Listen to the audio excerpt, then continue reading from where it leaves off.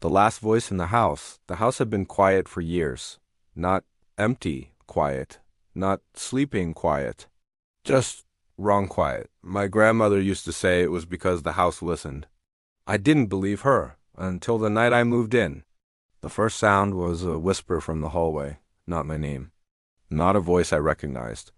Just a breathy, distant, "Hello!" I followed it. It led me to the living room where the old radio sat. It hadn't worked in decades.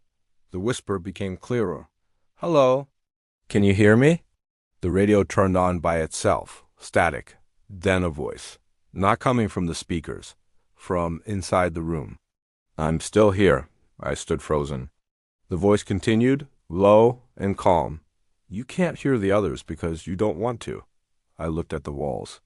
The paint looked fresh, too fresh. As if it had been recently applied over something, the radio crackled again.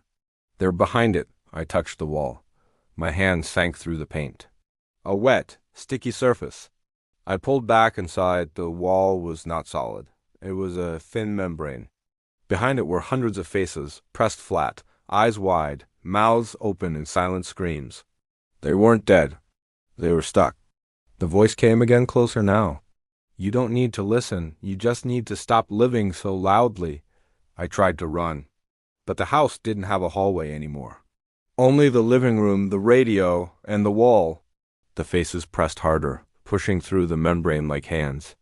The last thing I heard before the world went silent was my own voice from inside the wall, whispering, "Hello, can you hear me?"